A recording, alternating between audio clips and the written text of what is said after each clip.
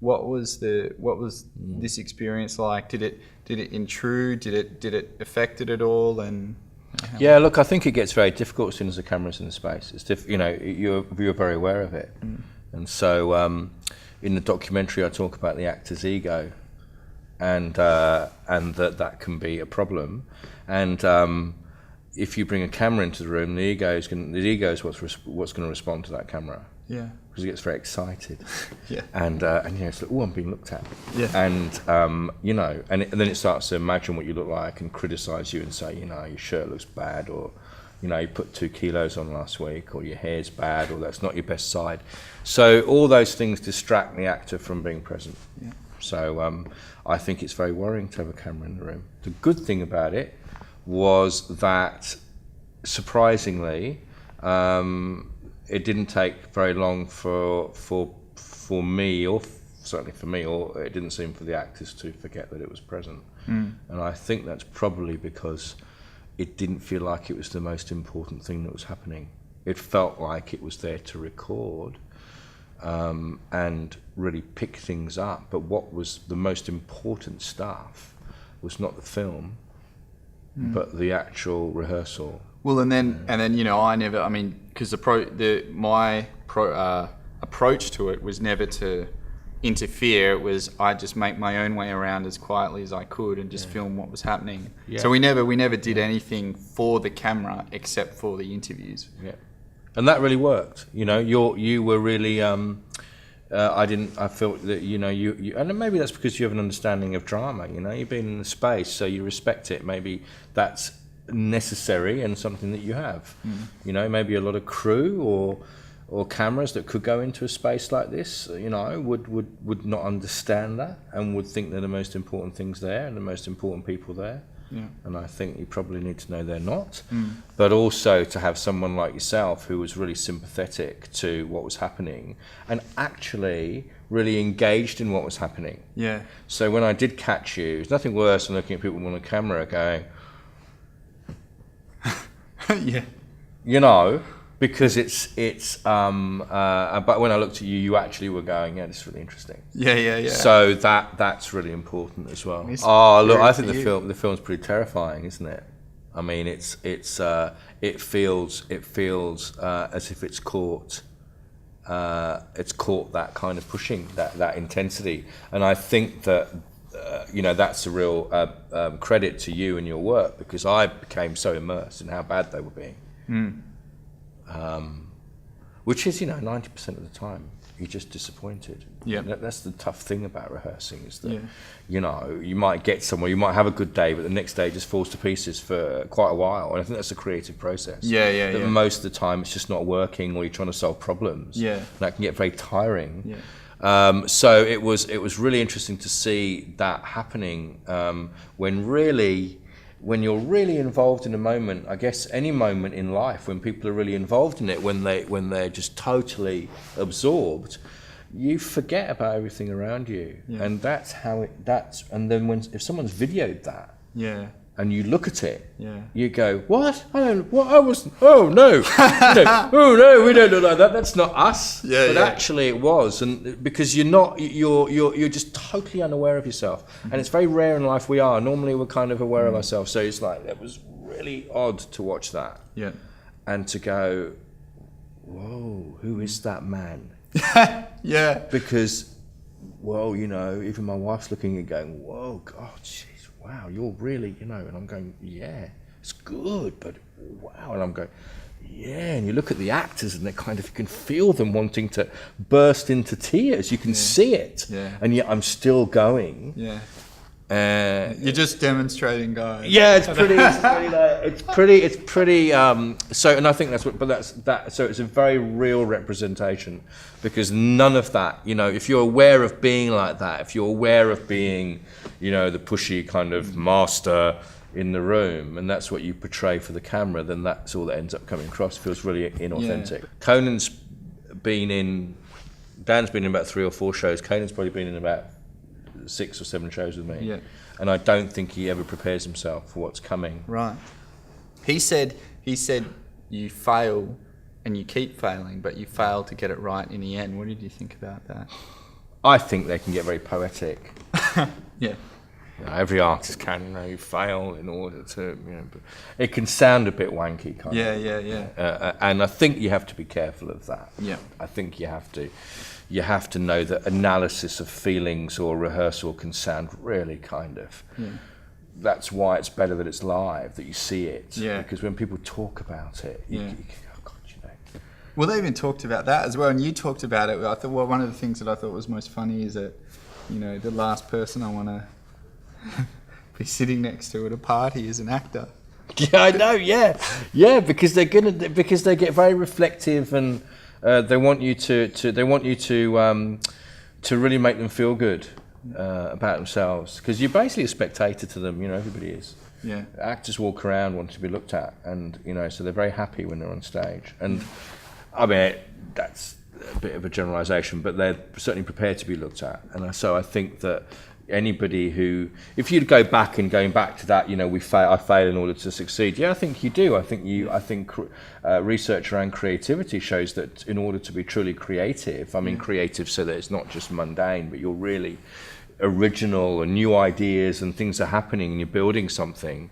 In order to really be creative with that and imaginative, I think you have to be prepared to fail, and then you have to fail because an idea will work or it won't. But if you're worried about it not working too much, then you won't present it. Yeah. So actors are just presenting their version of something, even if they're going through a scene. They're presenting you with their ideas, and you're then criticizing that or asking them questions about it. And if they feel as if that's personal, or they're not, and it can get very personal because they are their ideas, but they can't separate that idea from themselves, and they think you're having a go at them or their creativity or their imagination or their ability. And so they can feel like they're failing, but they're not failing themselves. Actually, they're doing what you want them to do. They're being an actor whose job it is to fail. Yeah. So what you're saying is, no. Don't think that's you. No, your job is to be somebody that just keeps giving lots of ideas, and a lot of them aren't taken up. Yeah. But that's what we want you to do. So don't. So I think Conan's experience is just what most actors' experience would be. Yeah. Which is that, a lot of time in the theatre rehearsal, you can feel that, you'll have an idea, but it's okay for it not to work, or for it not to be a good one, or for it to fail, because the process is about that. Yeah. But if you're doing the same thing again and again, and you're not thinking about it or moving forward, and you present that's failing of a different sort. That's failing because you're not being what you're contracted to be. You're not doing your job, and that's different. If he's talking about that, then that's not okay. Yeah. But failing with an idea is part of your job. Yep. I found it really interesting that and you said it in the doco, you don't take notes, don't really look at the script, and you come in here and kind of respond to what they're doing, and that was just really fascinating to watch. Have you always worked like as a director?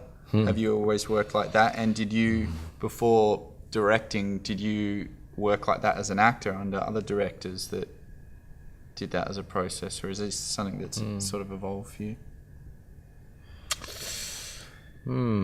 As an actor, I don't think I've worked under a director that didn't feel like he was, behind a desk and had lots of paper and had thought about it a lot. Yeah.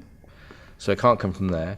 I don't know. I think maybe it's to do with the fact that I just find I've worked in institutions so long and that everyone just over plans. Yeah. It's just all about planning, and maybe it's because I don't have to sit. Maybe it's personal. I find it very hard to sit down and have lots of ideas, which I'm not talking about. So I'd rather get in the room and talk about some things I've been thinking about. Maybe I'll make notes about that, but most of the time I think preparation is different. I think it's a bit of that point is actually more about, I don't sit down with a book and write out a plan. Yeah. but I prepare Yeah. in that I think a lot about what's going on and what's just happened, and I just constantly letting that simmer away, and then something comes up for me, and it might, but I'm not scared of walking into the room the next day and not knowing what to do with that. Yeah. You know, I'll walk in and I'll say, I just don't know what happened. I don't know what to do with that, or I don't know what's happening right now, or I need you to show me that again, or what have you thought? I'm not trying to kind of sit down and go, today I'm going to work on this, and by the end of the day we're going to have done that. I don't do that at all. So it becomes very risky because I don't know. Sometimes an assistant director will say to me, Dalip, we're actually 2 weeks away, and we've only done a quarter of the play. Yeah. And I'll go, oh, right, really? Yeah. Yeah, it's about 3/4 to go. Yeah.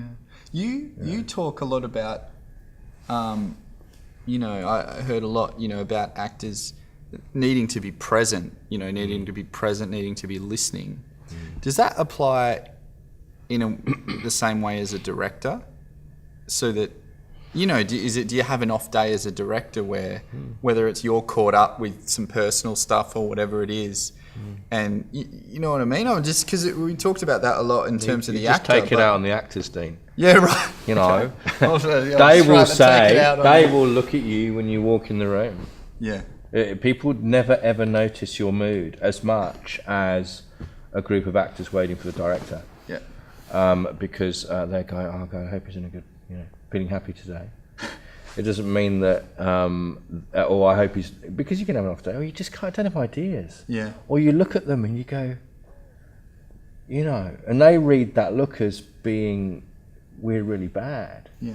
And all you're doing is going, and then you blame them for that. You say, I'm watching you and nothing's happening for me. So actually, I think the director's job is not to be creative as such, but to really be creative in the ideas they have, because you really want them to be doing stuff that you go, really sing, I'm having lots of, this is really good. Not good because I think it's that amazing performance, because they might not even be working the scene, they might be doing an improvisation which might be completely physical. They might be just working on the characters, we might be doing some character interviews or discussion or physicalize, work isn't always on the scene. So you'll be doing lots of that work and they're just giving you lots of ideas. So I think they start to work for that. They start to work for you going, oh, that's really watching them intently and not going, and then you make it mean that. You make it mean that I'm watching you and I'm not getting any ideas. So it's not my fault. Yeah. It's your fault. Because otherwise, as a director, you'll end up, or anybody, you'll end up with actors looking to you and going, make me look, tell me what you want me to do. And that's really late. Work a bit harder. Yeah, you're going to have to work really hard as a director, because you find yourself going, okay, and then you're actually working, you're becoming a robot, you're working the whole bloody scene. Yeah. You want to turn that around and go, no. Show me. You show me, do the scene, do it. Yeah. Don't even go, oh, can we read it? No, just do it.